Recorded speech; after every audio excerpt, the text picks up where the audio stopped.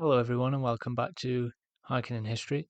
Today's video is a museum visit video, which I've only done one of them before. You might have seen a video quite a while ago now from the Manchester Police Museum, but we're doing another one and it is the Etruria Industrial Museum, which I kind of make these videos mainly to kind of highlight some lesser known museums, and this is definitely one of them. This is in Stoke-on-Trent. This is like hometown, like super close by, but it's one that I've never visited before. If people do visit Stoke for museums, it's usually either Gladstone Pottery Museum, which is in Longton, which is where I'm originally from, the town I'm originally from, or the Potteries Museum, which is in Hanley, which is quite a big one. But this one's always been forgotten about, I think. The Etruria Industrial Museum, so much forgotten about that I've not even been until months ago, um, which was a shame because it's actually a very nice museum. Quite a small one, a lot more niche, but if you enjoy your history, then it's especially industrial history. It's absolutely a place to visit, especially because it is the only operational steam-powered potter's mill in the world left. Which I know that sounds like a stretch, like they're kind of reaching for straws there, but it is true. It's the only operational steam-powered potter's mill in the world, and it does still operate. It still works. Yes, I did get some footage from inside and some pictures that I've taken. So I'm basically just going to show them, give my sort of general thoughts and recommendations on the place, on the museum, and that'll be the video. So let's get to it. Okay, so the first thing to note, just all this sort of uh, quality of life information, um, the museum is only open one day a week. It's only open on Fridays, and it's only open from 11 in the morning till 3:30 in the afternoon. So you certainly don't have a lot of time to visit it, but it's not an especially big museum, so you can get around it in that time. But I would recommend getting there for 11.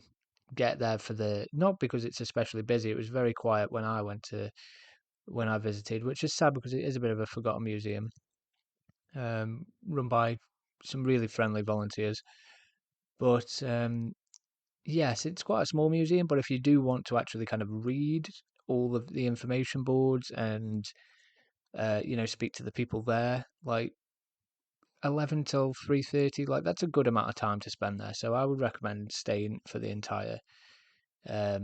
the entire duration that it's open. And does have a seasonal opening time as well, but it's quite large. It opens in March to November, so it just closes just for Christmas and the early winter months. So at the time this video has been released, it's not open, but very close to being open. In a couple of weeks it'll be March. So um, it's not a free museum. It's £6, which I think is a fair price, especially because it's all run by volunteers and everything like that. It's £6. It was worth that. You can also pay a bit more for a guided tour, so it's a self-guided museum. You just go around and look yourself. But you can pay £8 for a guided tour as well. I don't know whether that's necessarily worth it. I mean, £8 is not a lot, so it's only £2 more, so probably. But there are volunteers around, just kind of walking around here and there. So you can just have a chat with them and talk to them anyway, and you'll probably kind of get the same experience as a guided tour. Certain places. I got talking to a gentleman there by the huge kind of boiler that powers the wheel. Because he was just there, I don't know, working on it, doing maintenance or whatever. So it was kind of like having a guided tour in certain areas. So it might not necessarily be worth paying the extra £2 for the guided tour, but it's something that you can consider. Um, Under 16s are free, which is quite good with a paying adult. I have mentioned that it's an operational steam powered potter's mill, which is true, but it's only operational on certain days. So like every Friday, it's not working. Everything isn't like operating. They do it on special occasions. So it's something like 4 times a year or something. But if you go on the website and have a look, they have like these special events that are usually linked with something else, like vintage car kind of conventions that are nearby, stuff like that, and they'll actually get the get the steam powered the wheel and everything working, and you can see it all for yourself, which I would definitely like to do one day. You know, go back down, because I went on a day where it wasn't actually operating. But either way, it's worth visiting. So here we are. This is the entrance to the museum, quite tucked away over the canal, over the Caldon Canal, but it's still relatively easy to find if you just look it up. And this is just the inside, just got some general little shots. There's an old model there showing how it used to look back in the Victorian period. Lots of little steam engines, and there's a lot of information boards on here as well about the family that owned the place and just how the business was run in general. As you can see here, just lots of good information boards. So you definitely need a good amount of time to read everything. So the museum's on the site of Jesse Shirley's Bone and Flint Mill. That's what it used to be there, which was a very important supplier to the pottery industries and agricultural industries from the early 1800s in the area.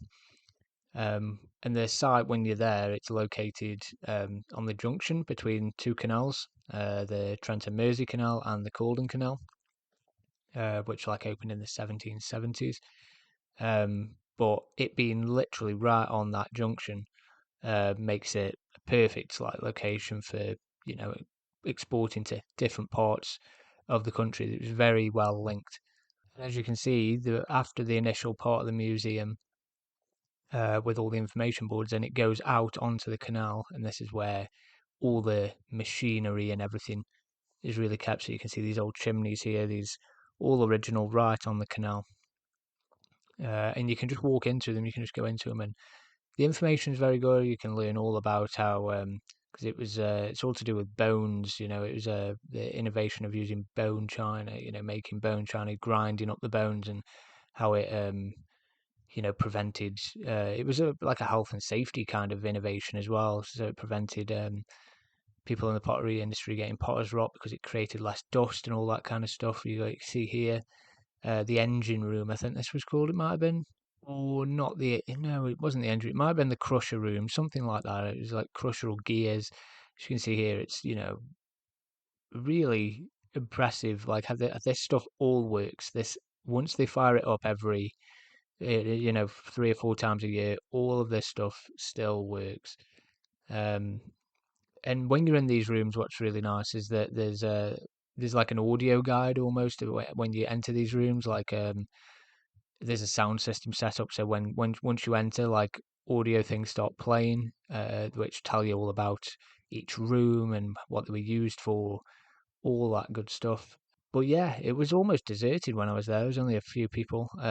There's another one of the rooms, which I think all here it was like these barrels. This is above the room that you've just seen. There's like a trap door right there, um, where they could move things up and down.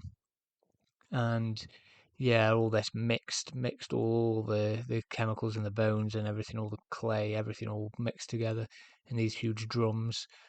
Um, and I think it was like hours or days it'd be going on, to get the mix right. There's an interesting little thing here. If we just look at these bones on the wall,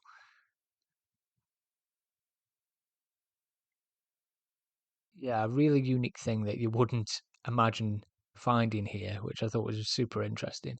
But as you can see there along the wall, there are a few like really large bones, um, and some of them, I think the ones on the left there, they belong to a whale.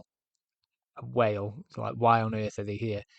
Um, and the ones on the right, some of them belong to a whale, and some of them belong to a elephant, an Indian elephant, called Jamona. And you're like, how on earth did that end up here? Why is that here? And the story is that it was an Indian elephant that travelled across the country, travelled across England, um, with a Bostock and Wombats famous menagerie. So it was like back in the 1800s, late 1800s Victorian kind of eccentric, menagerie, huge thing.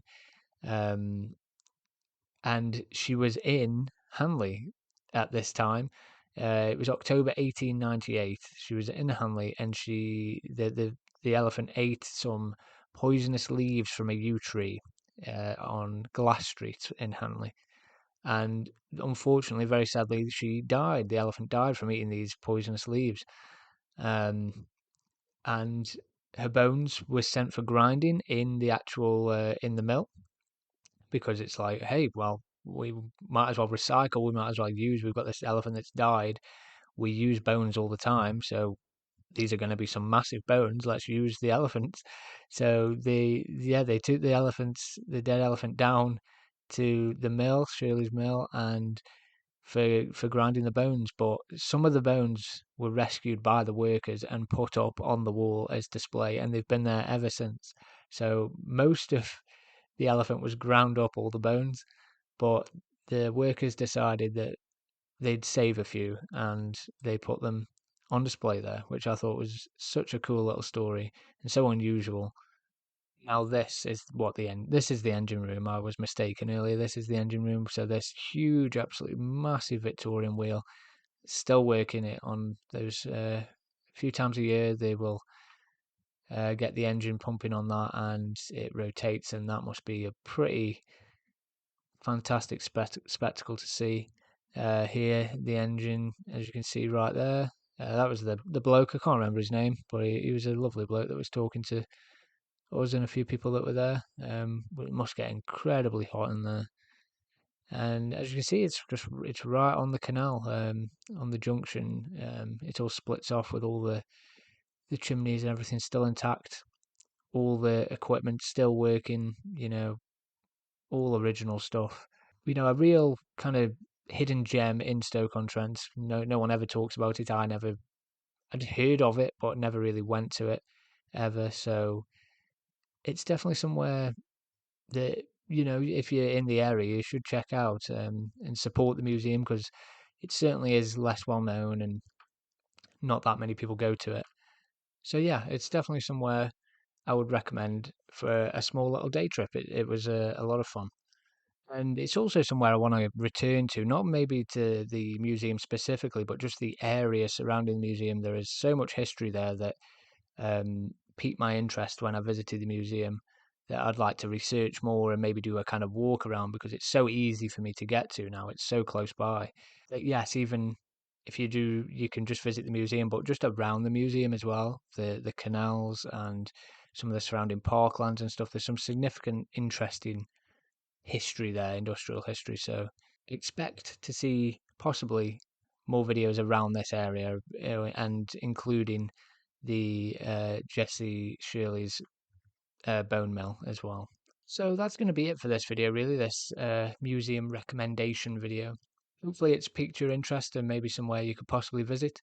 And whenever I do find any other interesting kind of niche museums anywhere like that, that's kind of what these videos are about. They're not obviously as frequent, they're not a main part of the Hiking and History channel, but if I find somewhere that's interesting and forgotten and overlooked, I'll try to make a little video similar to this one about it. So highly recommended. Get yourself down to Etruria Industrial Museum. It's only £6, and there's a lot of interesting stuff there. So hope you enjoyed the video.